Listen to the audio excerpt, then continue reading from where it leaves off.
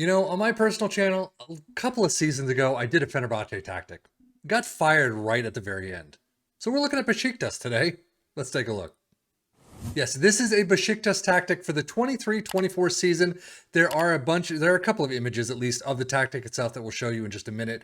But the description says, this tactic I recommend for those who want to successfully complete the first season with Beşiktaş. So take a look. If you are looking for a Beşiktaş challenge, take a look at it, see if it works for you. But as you can see, it is a 4-3-3. We will get more in depth with the tactic itself at the end of the video like usual. But first, we are going to see how it did for our Premier League teams of Liverpool and Aston Villa and our Championship side of Ipswich Town. So with that all said, let's jump to the Premier League.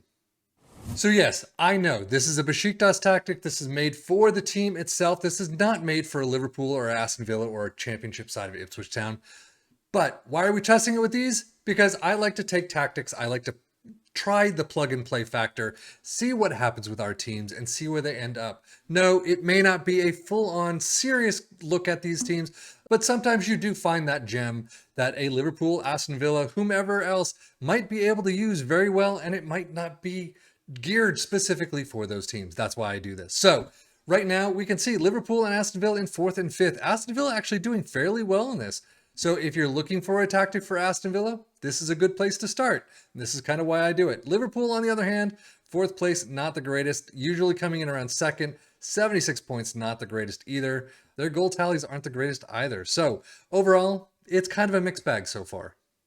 Liverpool's domestic cups are interesting. You get to the Carabao Cup final, you lose out to Brentford 1-2, and then you kick the crap out of them 4-0 right after. But you beat Ipswich Town in the semi-finals along the way. 0-3, you lose away from home. That is a big one.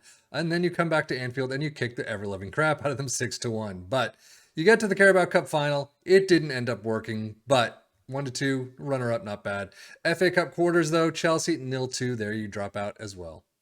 However, you get all the way to the final of the Europa League. You win against AC Milan, 1-1 in penalties. That is a fantastic trophy right there. So competition-wise for Liverpool, overall, I can't say it's too bad. It's just not fantastic like we expect. 4th place in the league, not the greatest. You definitely should be upward of about 2nd place or thereabouts. That's kind of the average mark, and that's where you are expected to be at the end of this, the first season of FM24. Europa League winners, fantastic trophy right there. You do get knocked out in the quarters in the FA Cup, but still, you got to the quarters, not bad. Carabao Cup runners-up, another trophy you still would like to have won, but overall, that winner's medal right there for the Europa League is what you get. The sea of green is starting to fade for Liverpool, but 29 goals for Nunez is fantastic, 24 for Salah, and you even get 20 for Jota. A great top 3 right there.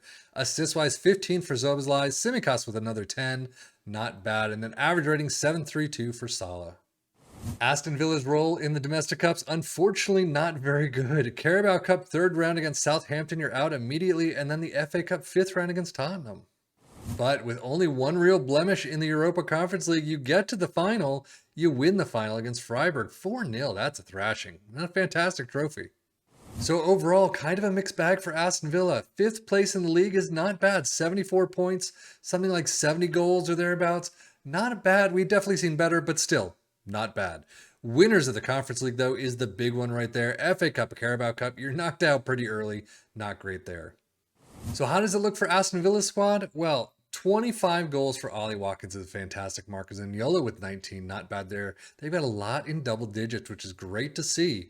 But assist-wise, 12 for Douglas Luiz, 11 for Bailey, and Moreno and Zaniolo with 10 apiece. So, I guess they do have a couple of players in the double digits there. But Moussa Diaby with a 7.16, as does Douglas Luiz. Not bad. We've definitely seen better in that category.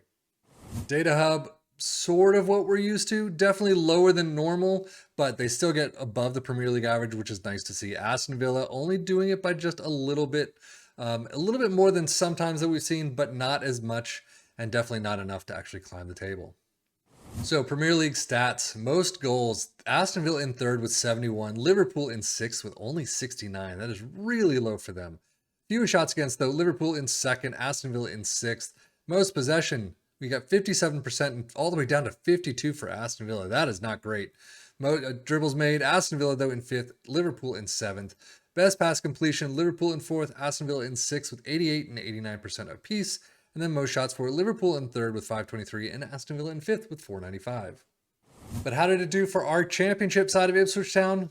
7th place. Not great there either. Just, 4 points out of the playoff promotion spots, but 84 points, 61 goals. We have definitely seen better for them.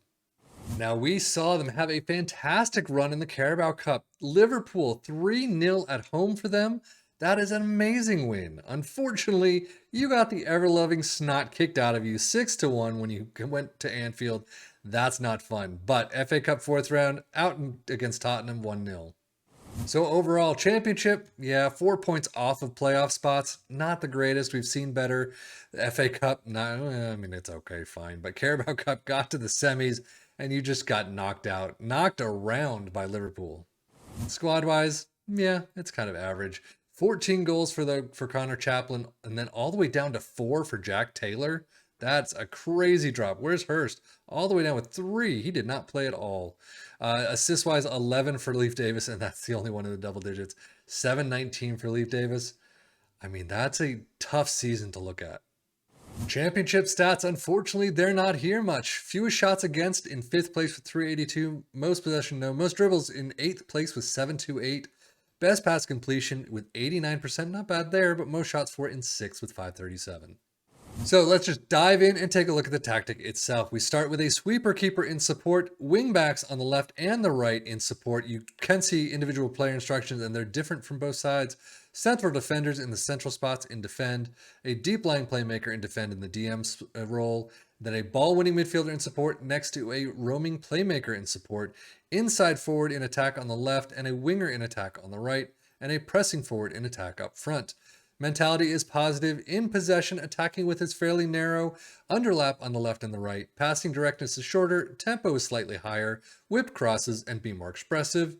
In transition, counter-press, counter, distribute to the playmakers, we haven't seen that often, and then roll it out. And then out of possession, a high press line of engagement, a standard defensive line, trigger press more often, get stuck in, step up more, and then stop the crosses. But how did it do for our 3 teams? Well, unfortunately, Ipswich Town just out of the playoffs role. If you took control of this, did your own training, your own tactical changes, match shouts, things like that. Transfers, you could probably pull that up a bit. We definitely have seen higher numbers, though, for Ipswich Town in some other tactics. Liverpool and Aston Villa. Aston Villa actually doing fairly well in 5th spot. We have definitely seen them higher, but 5th is not bad considering they're supposed to be 10th at the start of the game. But Liverpool in 4th, not great. They've definitely dropped a bit there. So take control of this. Massage it again into your own tactic. Again, though, this was made for another team. We know that from the start. So throwing it into other teams is just an interesting way to look at what might happen with other squads and things like that. But again, plug and play is dead. You really have to massage these tactics, and anything that you create, anything that you get off the net, you got to massage them into your teams.